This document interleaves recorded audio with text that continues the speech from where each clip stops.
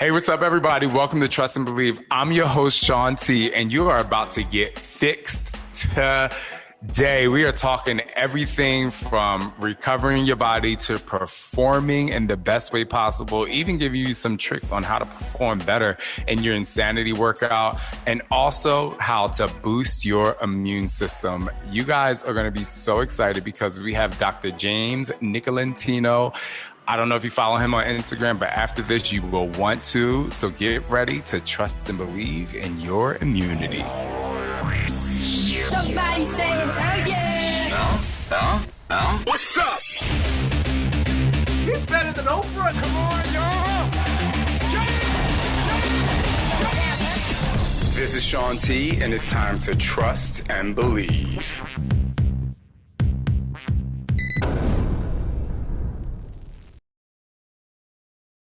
James, thank you so much for sending me all of your books, getting me acquainted with life, with health.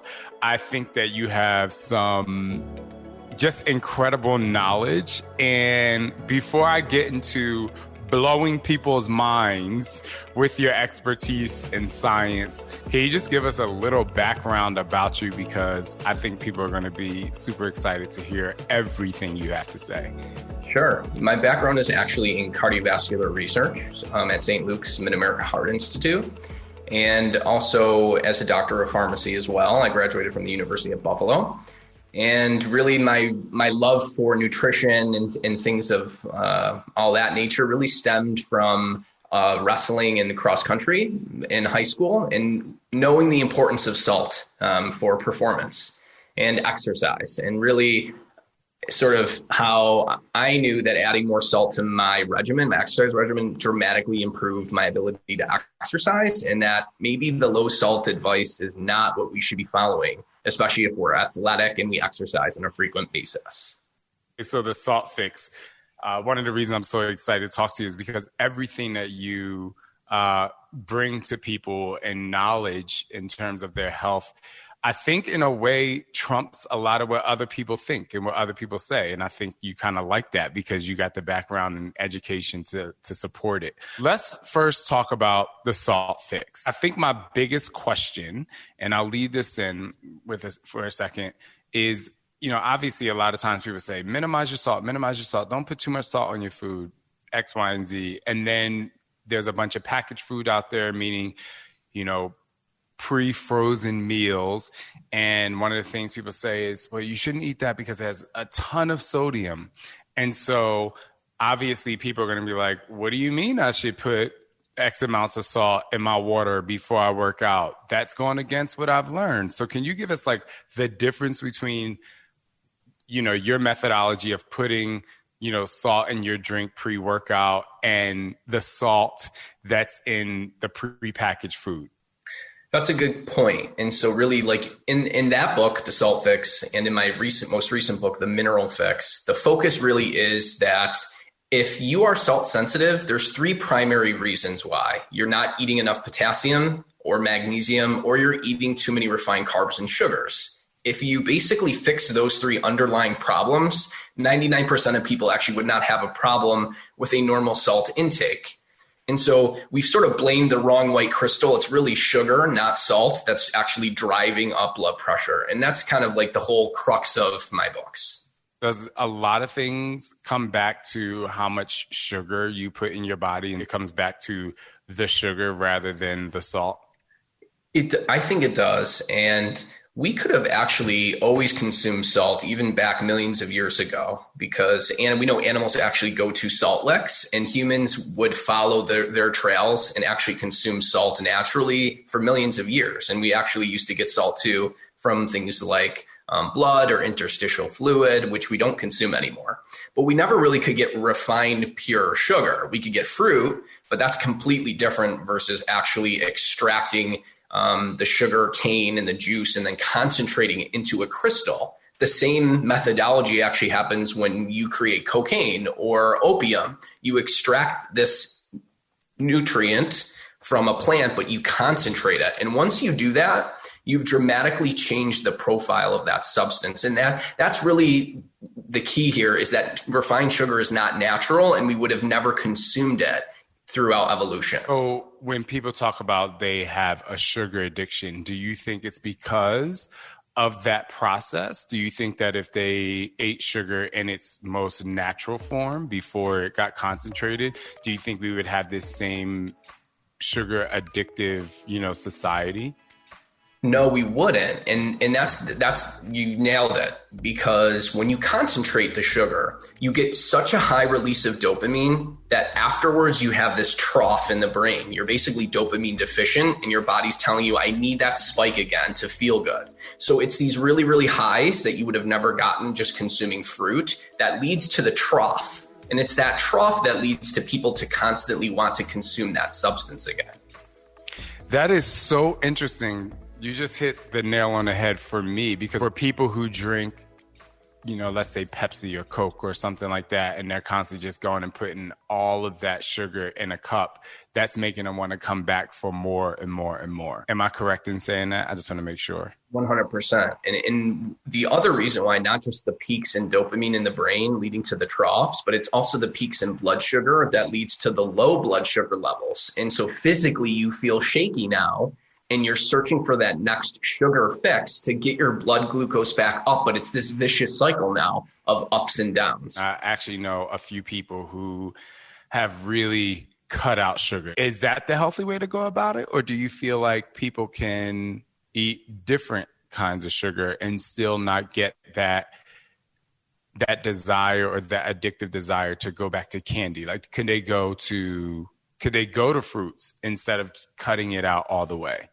Well, 100% you can go to fruits, because we would have naturally gotten that. Although it's more the berries you want to stick to, because the fruits of today are larger and more sugary typically than the fruits we used to be able to get. But the key here is I sort of look at sugar as alcohol. Some people can handle it and some people can't. And so some people may actually be able to add refined sugar and just kind of put it on, food to make it taste better and be okay. But then there's those other people who, as soon as they put it back into their diet, they're just craving it all the time. And it leads to this basically disaster. So it's almost like you got to understand like how well you can actually tolerate it. How would you help someone who really has that, who's affected by the sugar addiction? I think there's probably at least 3 things that come to mind. One would be to target protein. Make sure you're getting enough protein in a meal, because that will give you long-term satiety. And not enough people, especially in the United States, are actually hitting protein targets. So, a good target is 30 grams of protein per meal. And if you can get fiber too, if you tolerate fiber and water, which, a lot of fruit is very satiating very quickly. So fiber and water give you a lot of the satiation very quick. And then the protein gives you the long lasting satiation. So when you combine both of those things, it's great for actually decreasing cravings like snacking, sugar, things like that. Well, the other factor I was going to say, it comes back to the other white crystal, and that is salt. If you actually don't get enough salt, your reward center in the brain becomes hyperactivated. And that is actually a survival mechanism, because how would we have known to actually seek out salt if we were low on it? And the brain becomes hyperactivated. So when you actually got it in the diet, you would consume more of it. It would taste better. Well, sugar can hijack that system when you're not getting enough salt. So a lot of people tell me if they drink pickle juice or just have a little bit of salt on their tongue, their sugar cravings go away. And that's why. Oh my goodness. So when I was younger, my grandmother and grandfather used to keep pickles in the house. And I always thought it was really weird. They would be upstairs and I would look around and see if anybody was around, and I would take the pickle juice jar and I would drink it. And I was like, this is so bad. And I almost felt guilty. And it wasn't sweet. It was just, like you said, it was like, it is amazing. I'm so happy you said that. It's amazing. So should people sip on pickle juice or no? Well, I think if it helps someone cut sugar cravings, absolutely. And it's a great way to actually inhibit cramps. So there's been at least 2 studies testing pickle juice, and within 90 seconds, it can basically cut out a skeletal muscle cramp.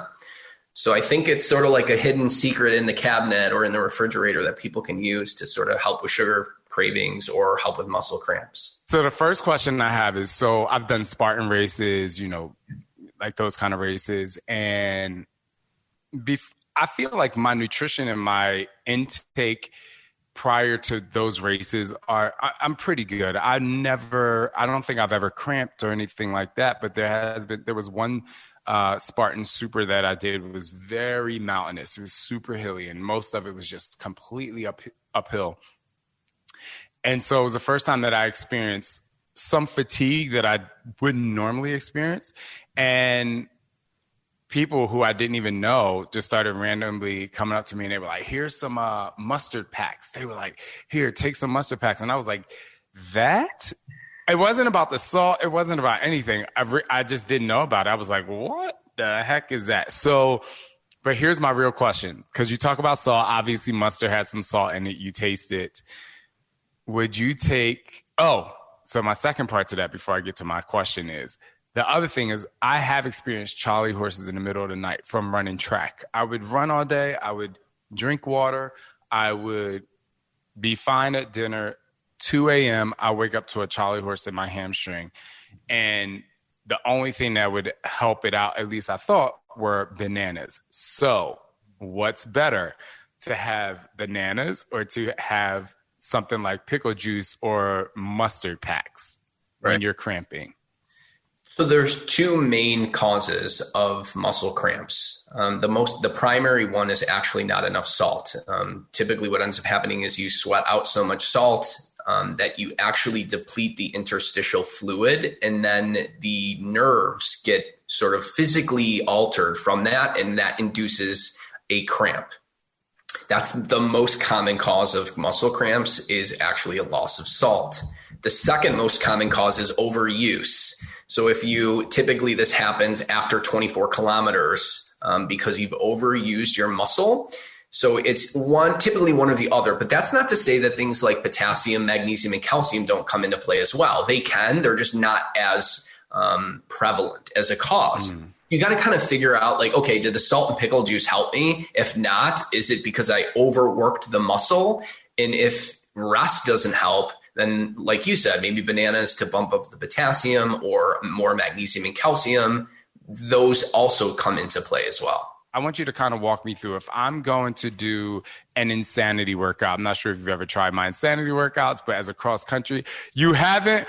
You know what, James? We're going to have to fix that. But anyway, but it's basically very equivalent to a track and field workout where you're doing, ladder 400, 800s, and you kind of mix it up with like a 2, maybe 3 mile run. It's like a combination of all of that. How would you prepare for that with salt? So it actually took me a long time to really delve into the literature to figure out what is the optimal way to hydrate prior to prolonged vigorous exercise. And I finally got it right in the mineral fix. So I am literally writing this down. Go ahead. Check out the mineral fix. But so most people think the best way to hydrate is to drink water or a solution that is the same saltiness as sweat during exercise. But that's actually not the best way to hydrate, because gastric emptying slows down as you start vigorously exercising. So you can't really get the fluid from the stomach to the intestine. It just sits in the stomach once you're vigorously exercising. And that can lead to abdominal bloating, gastrointestinal discomfort, and actually reduce performance. So you actually want to get ahead of the problem. And the main problem with vigorously exercising is by 5 to 10 minutes, you've dropped your blood volume by 10% because the blood is flowing to the working muscle and your heart isn't getting as much blood flow. So if you can boost blood volume prior to exercise through consuming salt solutions, that's how you actually get ahead of the problem. And that has been shown to increase performance by over 20 minutes if it's in the heat, reduce core body temperature by 3/4 degrees, and reduce heart rate by about 10 beats per minute. And so what these studies show is you start consuming these salt solutions 90 minutes before exercise, and you slowly consume them over about 30 minutes. And then you wait 60 minutes to allow it to absorb and boost your blood volume. And now you're a machine. You're going to be ready to go for the next hour at high capacity that nobody else is going to be able to keep up with you, because you have boosted your blood volume prior to exercise. Right now in Phoenix, it's, I play tennis every day. I'm training for tournaments now, and it's super intense. And I play for 90 minutes, obviously with some breaks in between, But it's about, I play in the morning now, and it's 99 degrees. And then if I do a second session in the afternoon, it's like 105 to 111. So you're saying that this solution would actually help and aid in my recovery process and my performance when I'm outside? 100%. And it's very easy to make these solutions. Redmond Relight has salt solutions that have flavoring to them, so it doesn't taste bad. LMNT is also another one. I have no affiliation with these companies, but they flavor the salt so it's more palatable. And so essentially, it's basically like 1 full teaspoon of salt, which is 2,300 milligrams of sodium, in about 20 ounces of fluid. And you just slowly consume that over about a half an hour, and then you wait a full hour before exercising. Let's go to the Mineral Fix, because you mentioned that. I was going to go to another book, but let's go to the Mineral Fix. And then I just want to, talk about like how to keep people healthy, over a prolonged period of time. Sure. So in the Mineral Fix, I do cover a lot around immunity, because our immune cells actually take up minerals and they use those to actually increase their ability to fight viruses and bacteria. So for example, numerous white blood cells will take up things like magnesium. And if you are deficient in magnesium, your cells can't kill viruses or bacteria as well. We also use salt to literally kill infections. The chloride in salt, because salt is sodium and chloride, is used to form something called hypochlorous acid that our white blood cells secrete to kill pathogens. And we actually use salt, the chloride particularly, to create stomach acid to actually kill pathogens that you ingest. And if you don't have good stomach acid, you can't even digest food and absorb nutrients. So it's just interesting that salt determines how much stomach acid you have, how well you can digest food and absorb nutrients, and many minerals determine how well your own immune system can actually fight infections. So what, if you can give me a mineral cocktail, like a daily mineral cocktail, what would it be? Well, one of the best things is mineral water. I drink things like Gerald Steiner water, San Pellegrino. There's a water called magnesia water. They're very high in calcium and magnesium, and they're already dissolved in solution. And so by slowly consuming that at low amounts, you absorb minerals much better than just taking large doses all at once. So that's what I do every single day. I'm always consuming mineral water. Now, when you say San Pellegrino, that's like what we get at a restaurant, yeah? It is, yep. Mm-hmm. Okay. Yeah. One of my faves. I like it. All right, let's move on to just before we get into Immunity Fix, because I want to talk about that. Let's move on to Super Fuel. Let's talk about this book for a second. And, there's a lot of people out there who do keto, who talk about keto. I have some friends who are, keto, and then, it's like, what's better, intermittent fasting or keto? So talk about Super Fuel, and then I have some specific questions about that as well.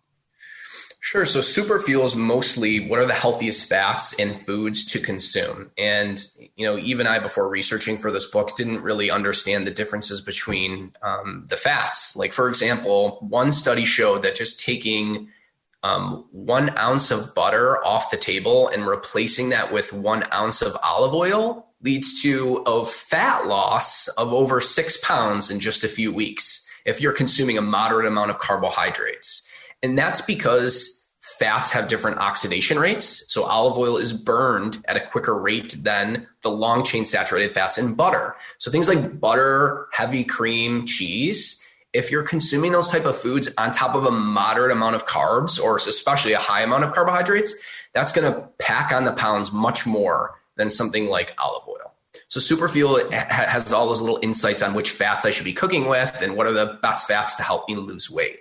Can you give us like Fats for Dummies 101 so people can understand what each fat is for? And I'll go a little bit further. Why, just the calories, there's the calories between protein, fat, and sugar.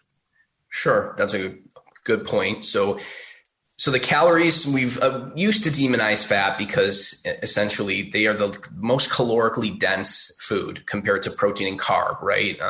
Protein and carbs only essentially per gram 4 calories, whereas per gram of fat, it's 9 calories. But it really comes down to how these things affect your hormones. And if they're messing up your fat storing hormones, then it doesn't matter if they're lowering calories or not. If they're causing you to store fat and increasing hunger signals, then that's not what you want. And I think we've sort of gone to the point where low fat diets are not really that healthy because they're not very satiating, and we need fats to build our cell membranes. And so fats for dummies, how I could quickly break this down is you have your bad fats, which are the trans fats, obviously. But a lot of people cook with things like corn oil or sunflower oil. And those oils are the omega-6 seed oils. And they are actually probably the worst thing to cook with because they oxidize so easily. So I don't want people to demonize like sunflower seeds or sesame seeds or the actual whole food. But when you extract the oil from those foods, it's not something you want to cook with. And even if you don't cook with it, if you have those canola oils and things like that in the food, that's something to avoid because it's going to increase the oxidation in your body. And then sort of like the okay fats are the long chain saturated fats and things like butter, cheese, heavy cream. Those are I call them the okay fats. I don't think they're going to be necessarily harmful unless you pair that with a lot of refined carbohydrates. And then your good fats would be the omega-3s. There's 2 different types from plants and then, of course, from animals, the long chain omega-3s like fish and other seafoods that we get, which is actually really important for performance. Like consuming 3 grams of EPA and DHA, which is the marine omega-3s, has been shown to increase muscle protein synthesis, reduce heart rate, improve how long you can exercise. And so many people are deficient in those fish oil omega-3s. And then the plant omega-3s are things like alpha-linolenic acid, ALA, which is found in like greens. And then another good fat is the medium chain triglycerides, the MCTs. They don't really get stored for fat. They just get converted to ketones typically, and you burn that for fuel. So like MTC, so you've heard of MTC oil. The MCT oil has been used in for cognition because a lot of people who have cognitive impairment, they can't utilize the glucose anymore. So if you give them MCTs and that converts to the ketones, the people with cognitive impairment have been shown to actually have improved cognition when they put those MCTs like in their coffee. What are the best 3 oils to cook with? Well, this is interesting because everyone's always told not to cook with extra virgin olive oil, but that is the best oil to cook with. And we've been tricked thinking that the smoke point is what matters. And actually, that's the worst thing to look at because the omega-6 seed oils typically have a high smoke point. But that has nothing to do with when the oil actually starts to oxidize. And the reason why extra virgin olive oil is so good is because it is so high of polyphenols, it protects the oil from oxidizing. And the polyphenols can even get into the food that you're cooking with and make them healthier. So extra virgin olive oil is by far the best oil to cook with. Okay, so for people who are like, cook with coconut oil or avocado oil, are they both good? I'll do the hierarchy. So extra virgin olive oil is the best. Right after that, though, is coconut oil because it's so high in saturated fat, it doesn't oxidize. After that would be your pastured animal fats like tallow, butter, and especially ghee. Ghee is very good for high temp cooking. And then after that, I would say avocado. And the reason why avocado is number 4, it's still fine to cook with, is because it doesn't have the high polyphenol content like extra virgin olive oil. All right, let's move on to immunity. Obviously, with just health and people wanting to be healthier, I believe it's on the rise. I still feel like it has a long way to go. I think that a lot of times health stops at fitness and basic nutrition. But I think that, fixing your immune system is obviously the one thing that you can do to really prolong your life. I mean, everybody is out there to want to live longer, healthier, stronger. So let's talk about Immunity Fix and why you wrote that book, and then I'll get into some more questions after that. Okay. Well, I mean, I think, like you said, immunity is now at the forefront, but really anything that improves your immune system is going to improve longevity, because your immune system actually comes from your bone marrow and your stem cells. So if you're improving your immunity, you're likely improving the health of what actually creates all the cells in your body. And that would be stem cells, because they can turn into muscle cells and bone cells, which is kind of mind blowing when you actually think about it. So sleep is very important when it comes to the immune system. And not a lot of people are getting enough sleep. And I think this, like a lot of this blue light at night is just messing people's circadian rhythms up. And that can lead to, obesity and high insulin levels, and wrecks your immune system. So making sure to get actually sunlight in the morning right into the retina helps to actually set your circadian clock appropriately. So most people, they don't even step out of their homes in the morning to like look at the sunrise or even get sun in the middle of the day. And it's really important to set those circadian clocks. Is there any other just kind of words of motivation you can get people to say, this is another reason why sleep works? Right. Well, I think part of the reason why is people don't know what to do to even improve their sleep. And it really comes down to two things: light and temperature. So if you are basically being blasted with light at night, like I turn all my lights off, like at 6 p.m., 7 p.m., like the lights are very, very dim, or they're fully off, because it's artificial. We're not supposed to have light at night. And that prevents people from actually being able to fall asleep, because you don't start releasing melatonin typically until at least an hour after basically all the lights have been turned off. So get your light right? Like turn off the lights at night, get some light in the morning from a natural sunlight, and you can get light in the winter. It doesn't have to be warm out for the sun to be out or for it to be bright outside. And so stepping out in the morning, again, is going to help set that circadian rhythm so that your melatonin is ready to go at night. So I think those two things will really help a lot of people out. And then temperature. We don't sleep well when we're hot. So I have to have a fan on me in order to sleep. I mean, some people have like these blankets that cool them down, which is actually, if you have problems sleeping, that's probably one of the best things you can do, is get one of those cooling blankets. And typically we do much better at falling asleep like at 67 to 70 degrees, whereas a lot of people are just trying to fall asleep at like 73 degrees. And it's just so difficult to do that. I can, co-sign on everything you just said. So my husband, Scott, always thought it was weird, and still, I don't think he thinks I'm weird now, but he's still kind of like, okay, if there's any light in the room, I freak out. I will, if we go to a hotel and a TV in the room has like the red light, I will put a pillow in front of it. I have him close the shades, and if there's a little peeking through, I'll put the curtain over the other curtain, because, and then the other thing that he didn't understand when we got together, I'm like, I needed to be 64 degrees in here, because when it's super cold, I sleep so much better. If I'm hot, I feel as though all night long even if I'm sleeping, I'm tossing and turning. So it's just kind of like one of those things that I'm going to make sure he listens to this so he can understand it. I'm not that weird.